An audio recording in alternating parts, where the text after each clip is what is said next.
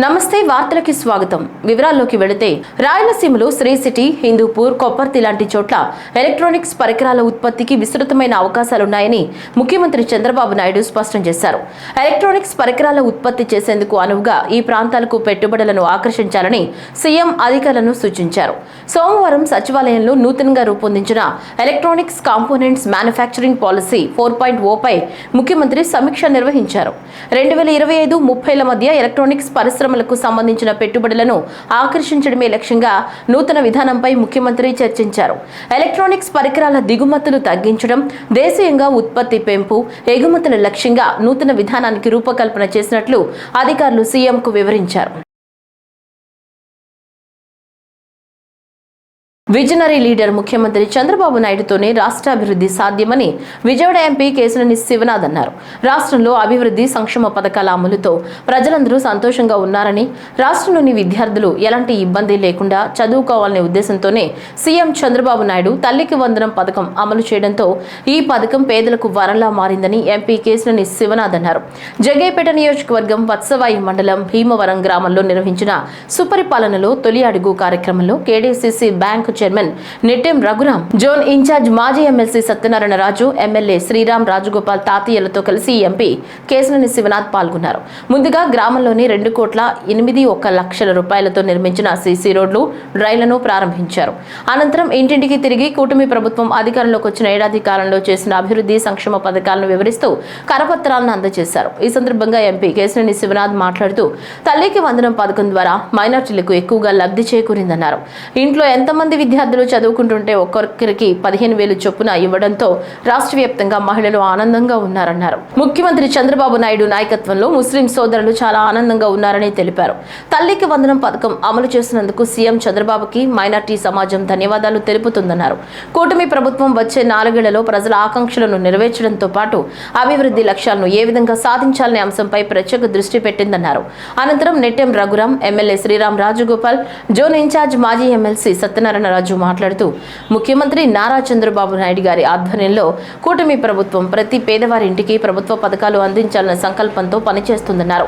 ఏడాది కూటమి పాలనలో అన్ని వర్గాల వారు ఎంతో ఆనందంగా ఉన్నారని, ముఖ్యంగా మహిళలు, వృద్ధులు, విద్యార్థులు, యువతలు నేరుగా సంక్షేమ ఫలాలు అందుతుండటంతో సుపరిపాలనలో తొలి అడుగు కార్యక్రమానికి ప్రజల నుంచి అనూహ్య స్పందన లభిస్తుందన్నారు.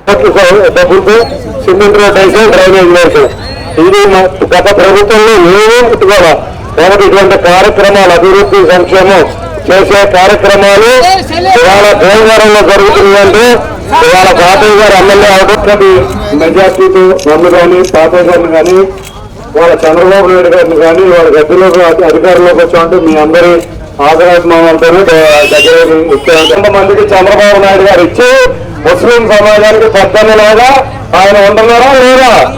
కాబట్టి అటువంటి ముఖ్యమంత్రి మనకు ఉంటే మనం అందరం అదృష్టంగా భావించేవారికి తల్లికి వందనం, ప్రతి బిడ్డకి ఎంతమంది ఉంటే 2 ముగ్గురుంటే నలుగురికి. స్థానిక తెలుగుదేశం పార్టీ కార్యాలయంలో ఎమ్మెల్యే జ్యోతుల నెహ్రూ విలేకరుల సమావేశం ఏర్పాటు చేశారు. ఈ సందర్భంగా మాట్లాడుతూ గత ప్రభుత్వం మద్యం దుకాణాల ద్వారా మద్యాన్ని విక్రయించే పాలసీని తీసుకురావడంలో కీలక పాత్ర పోషించిన మాజీ ఎంపీ మిథున్ రెడ్డి సిట్ అధికారులు విచారించి అరెస్ట్ చేయడంతో జగన్ మేము ఏ తప్పు చేయలేదు అంటూ విలేకరుల సమావేశంలో మాట్లాడుతుంటే విలిగింత పూస మాట్లాడినట్లుగా ఉందని, నీ నేతృత్వంలోనే ఈ 3,500 కోట్ల రూపాయల స్కామ్ జరిగిందని, ముఖ్యంగా మీ ఎంపీ విజయసాయిరెడ్డి మీలో మీ వాటాలు తేలక బయటపడ్డారని, కసిరెడ్డి రాజశేఖర రెడ్డి అనే వ్యక్తి ఈ స్కామ్లో ముఖ్య భూమిక వహించగా ఆనాటి ముఖ్యమంత్రి జగన్ కనుసన్నల్లోనే జరిగిందని, తొందరలోనే జగన్ అరెస్టు తప్పదని ఎమ్మెల్యే నెహ్రూ అన్నారు.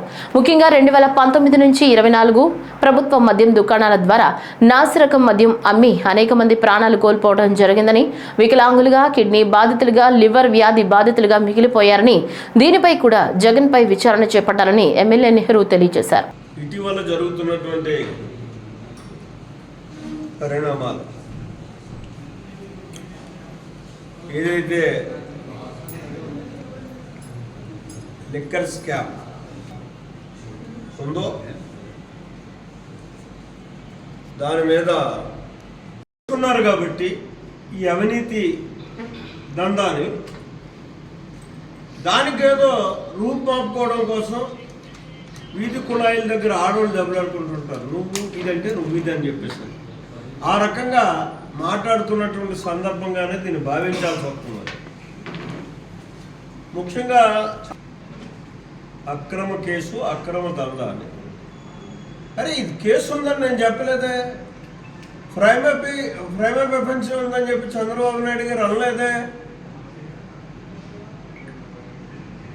దీని మీద వచ్చినటువంటి ఆరోపణల్ని, వాస్తవాన్ని నిగ్గు తేల్చడం కోసం ఒక సిట్ వేసినటువంటి సందర్భంలో ఆ సిట్లో అనుమానితులుగా ఉన్నటువంటి వ్యక్తుల్ని వాళ్ళు విచారణ చేస్తుంటే వాళ్ళకి అతి దగ్గరగా ఉన్నటువంటి మీ బిగ్ బాస్ ఎవడైతే ఉన్నాడో పార్టీ అధ్యక్షుడు జగన్మోహన్ రెడ్డి, అతనికి అతి చేరువుగా ఉన్నటువంటి విజయసాయి రెడ్డి దీనికి మూలంగా సమావేశాలు జరిగాయి. ఇందులో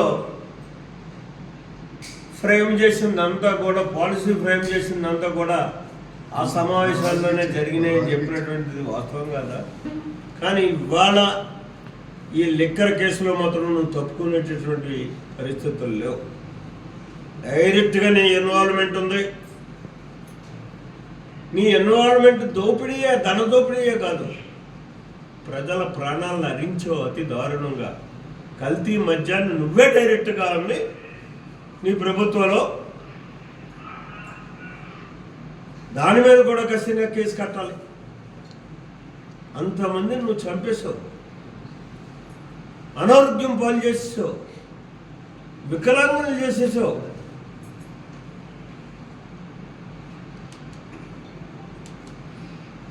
అటువంటి నిన్ను ఏం చేయాలి? ఖచ్చితంగా నువ్వు అనుభవిస్తావు. ఇందులో శిక్ష ఖచ్చితంగా నీకు శిక్ష పడుతుంది. నాకైతే పరిపూర్ణమైనటువంటి విశ్వాసం ఉంది. లంజా అంటే లంజా అనేటటువంటి విధానం మానుకుని నీలో నిజాయితీ ఉంటే నిరూపించుకో. నువ్వే ధైర్యంగా ముందుకురా. నిన్ను మళ్ళీ ఎవరో తీసుకొచ్చి అరెస్ట్ చేయడాలు ఇవన్నీ చేయడం కాకుండా, నా మీద ఇటువంటి ఆరోపణలు వస్తున్నాయి కాబట్టి నాకు ఏ విధమైనటువంటి సంబంధం లేదు, ఇదిగో అని చెప్పేసి సచీలుడు అయితే సచీలుడిగా నిరూపించుకో. Palnadu Sattenapalli rural police station కు విచారణకు మాజీ మంత్రి విడుదల రజని హాజరయ్యారు. ఈ సందర్భంగా మీడియాతో మాట్లాడారు. ఇప్పుడు ఆ వివరాలు చూద్దాం.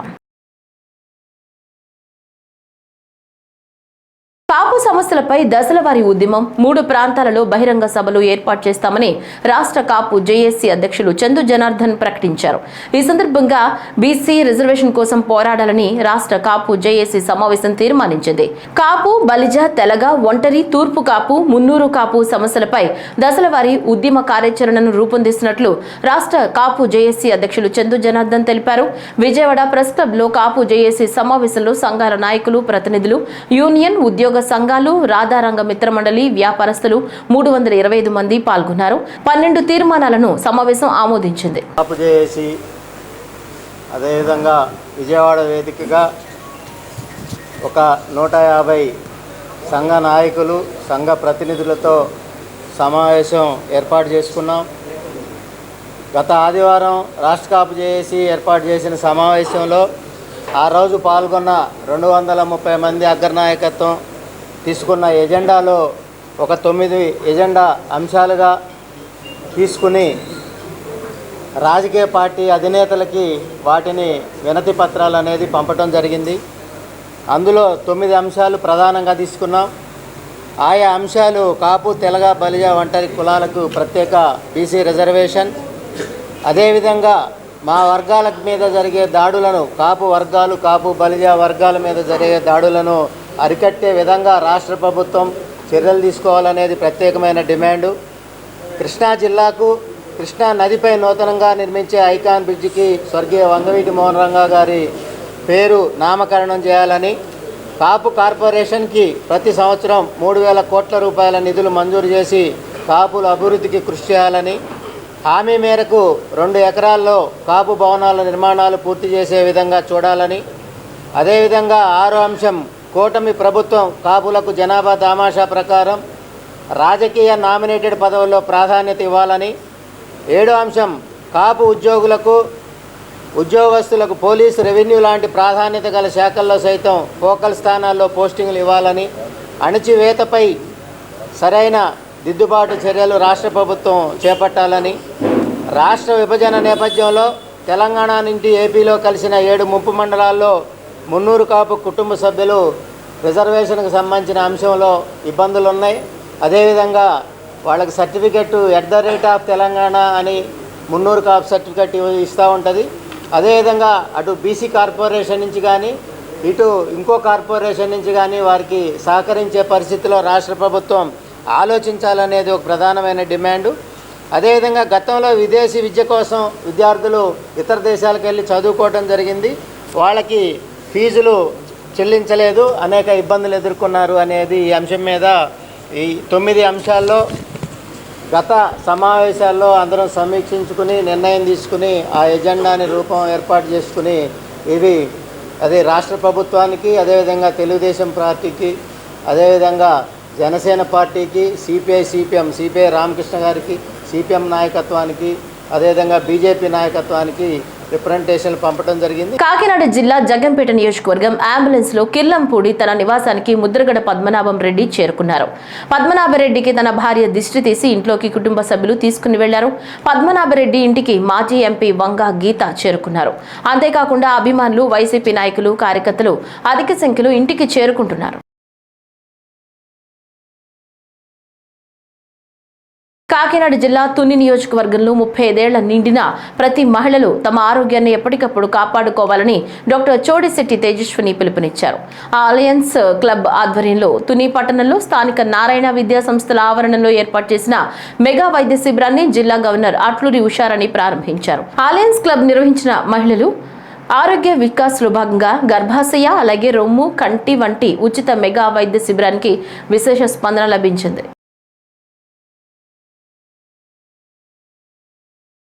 అంబేద్కర్ కోనసీమ జిల్లా అమలాపురం ఆషాఢ మాసం సందర్భంగా గ్రామదేవత చింతలమ్మ అమ్మవారికి అమలాపురం రూరల్ మండలం రంగాపురం గ్రామస్తులు సారే స్వీట్లు సమర్పించారు. ఈ సందర్భంగా మంగళ వాయిద్యాలతో భారీగా ఊరేగింపుగా అధిక సంఖ్యలో మహిళలు తరలివచ్చారు. రకరకాల స్వీట్స్ తో చింతలమ్మ అమ్మవారికి సమర్పించడం ప్రత్యేక ఆకర్షణగా ఆకట్టుకుంది. ఈ కార్యక్రమంలో అధిక సంఖ్యలో భక్తులు తరలివచ్చారు.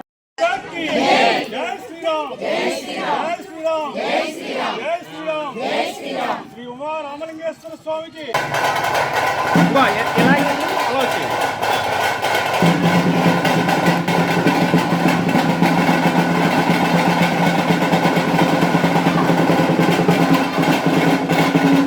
ప్రత్యేకతగా ప్రతి సంవత్సరం సారీ సమర్పిస్తున్నాము. పార్వతీ తల్లి, పార్వతీశ్వరుడు, గోగులమ్మ తల్లి, చింతాలమ్మ తల్లి, దుర్గమ్మ తల్లి, రాజరాజేశ్వరి దేవి, భద్రకాళి సమేత భద్రకాళి మాత. జై శ్రీరామ్. మన రంగాపురం గ్రామంలో వేంచేసి ఉన్నటువంటి శ్రీ చింతాలమ్మ తల్లి వారికి, గ్రామదేవత చింతాలమ్మ తల్లి వారికి ఆషాఢ మాసం సారి సమర్పణ కోసం సమరసత సేవా ఫౌండేషన్ ఆధ్వర్యంలో మహిళా విభాగంలో మొత్తం మహిళామ తల్లులు అందరూ కలిసి ఈ గ్రామదేవతకి, అలాగే గ్రామంలో ఉన్నటువంటి సకల దేవతలకి కూడా సారి సమర్పించి ఎంతో భక్తి శ్రద్ధలతో ఈ కార్యక్రమాన్ని జరిపిస్తున్నారు. కాబట్టి 50 మంది భక్తులు కూడా ఈ కార్యక్రమాన్ని జయప్రదం చేయవలసిందిగా కోరి ప్రార్థిస్తున్నాం. అలాగే ఈ గ్రామదేవత చింతాలమ్మ తల్లి మనల్ని అందరినీ కూడా ఎల్లవేళలా కాచి కాపాడి రక్షించాలని కోరుకుంటూ సెలవు తీసుకుంటాం. జై శ్రీరామ్. మాంసాహార ప్రియులు అత్యంత ఇష్టంగా తినే పులుసుల సీజన్ యానాంలో మొదలైంది. యానాం, గౌతమి గోదావరికి ఎర్ర నీరు పోటెత్తిన సమయంలో మత్స్యకారులకు పులుసులు చిక్కుతున్నాయి. యానాంలో వేటకు వెళ్లిన మత్స్యకారులకు సుమారు 2 కేజీల బరువు ఉన్న 2వ పులుస వలకి చిక్కింది. దీనిని వేలంపాటలో మార్కెట్లో చేపలు విక్రయించే పోనమండ భద్రం రత్నం దంపతులు 22,000కి వేలంపాటలో అత్యధిక ధరకు దక్కించుకున్నారు. మిథున్ రెడ్డిపై అక్రమ కేసు పెట్టి అరెస్టు చేశారని మాజీ మంత్రి విడుదల రజని అన్నారు. ఈ సందర్భంగా మాట్లాడుతూ మిథున్ రెడ్డి అరెస్టును ఖండిస్తున్నారని అన్నారు. ఎటువంటి ఆధారాలు లేకుండా మిథున్ రెడ్డిని అరెస్టు చేశారని, జగనన్న హయాంలో లిక్కర్ స్కామ్ జరగలేదని, మద్యం ధర పెంచి మద్యపానాన్ని తగ్గించామన్నారు.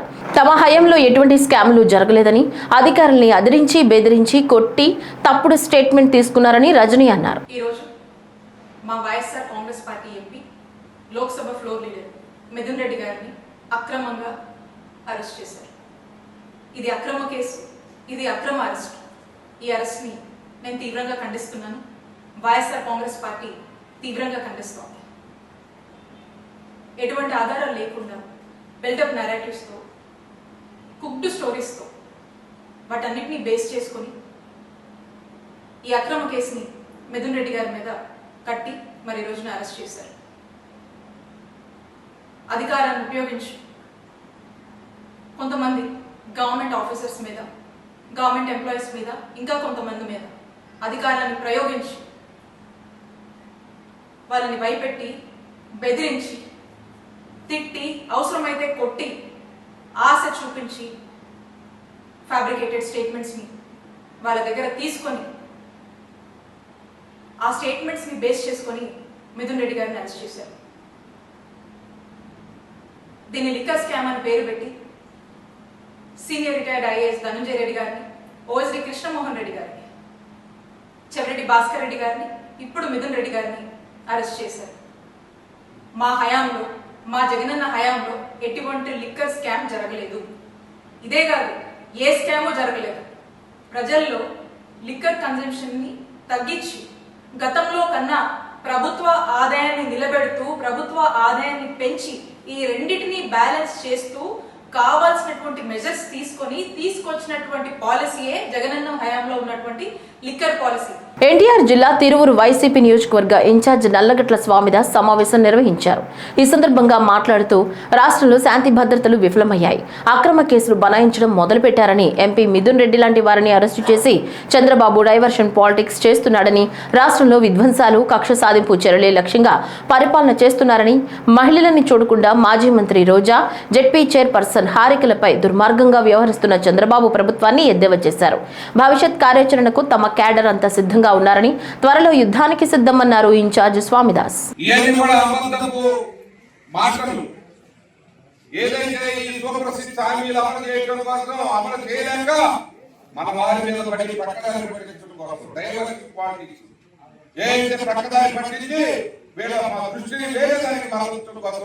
ఇలాంటి అక్రమ కేసులు పెట్టి అరెస్టులు చేస్తున్నారని తెలియజేసుకుంటా ఉన్నాను. అదే కాదు, మొట్టమొదటి నుంచి కూడా వీళ్ళు విధ్వంసాలు, పార్టీ ఆఫీసులు ధ్వంసం చేయడం, అంతేకాకుండా కక్ష సాధింపు పరిపాలన, కక్ష సాధించడమే లక్ష్యంగా పెట్టుకున్నారు. కక్ష సాధించడం కోసం కేసులు పెడతా ఉన్నారు. జగన్మోహన్ రెడ్డి గారు వెళ్ళిన నిధి రైతు గురించి ఆలోచించడు.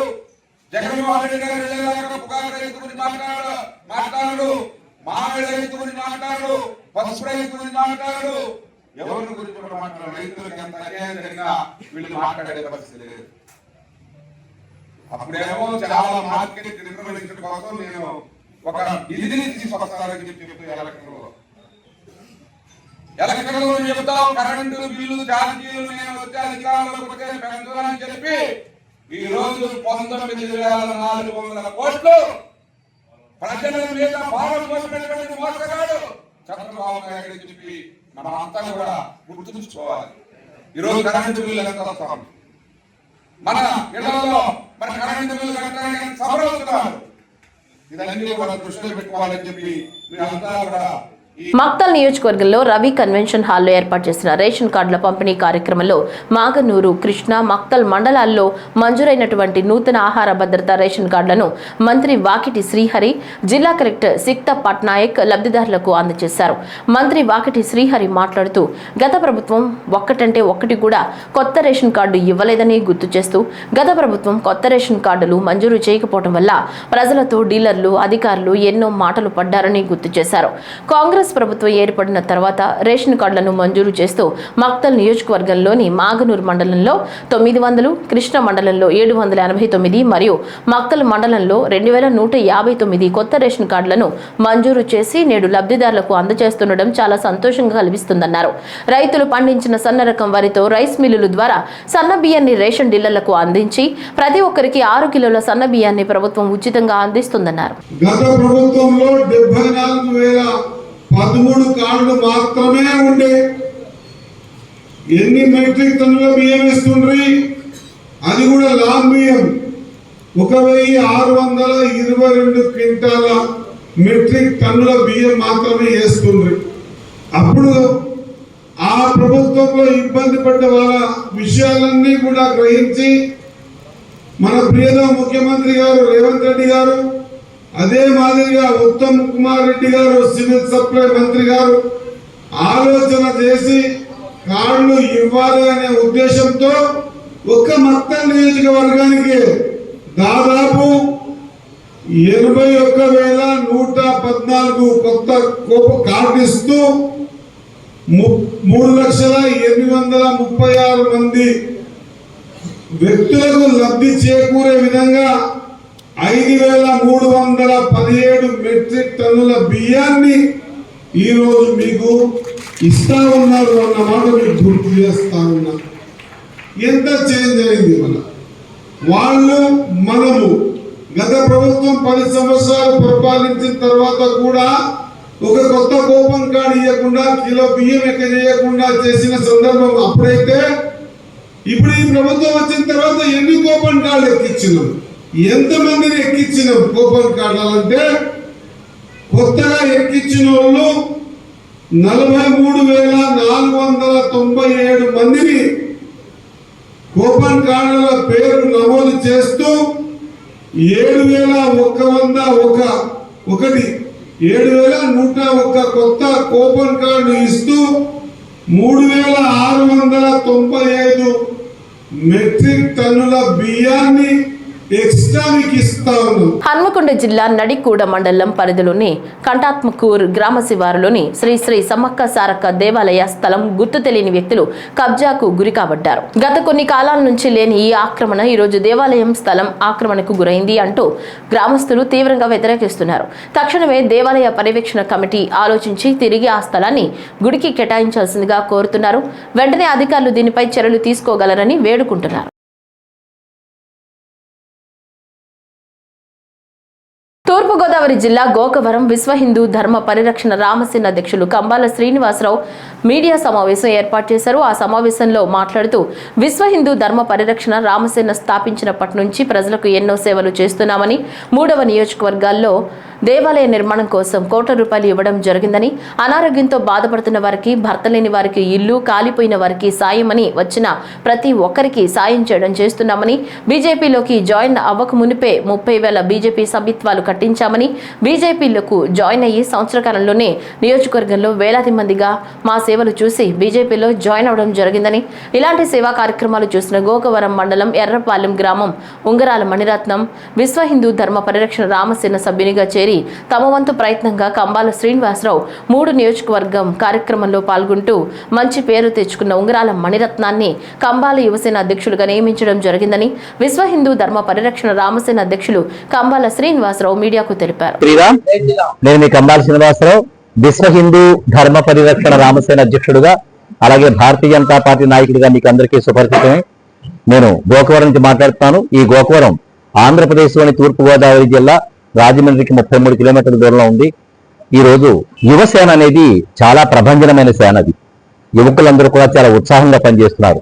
నేను వెళ్ళిన ప్రతి గ్రామంలో కూడా యువకులు ఎంతో ఉత్సాహంగా నన్ను కలవడానికి కానీ, వాళ్ళ సమస్యలు చెప్పుకోవడానికి కానీ, వాళ్ళకి కావాల్సిన అవసరాల కోసం కానీ ఒక ఉవ్వెత్తున కెరటాల్లాగా నా దగ్గరికి ఎగిసిపడడం జరుగుతున్నాడు.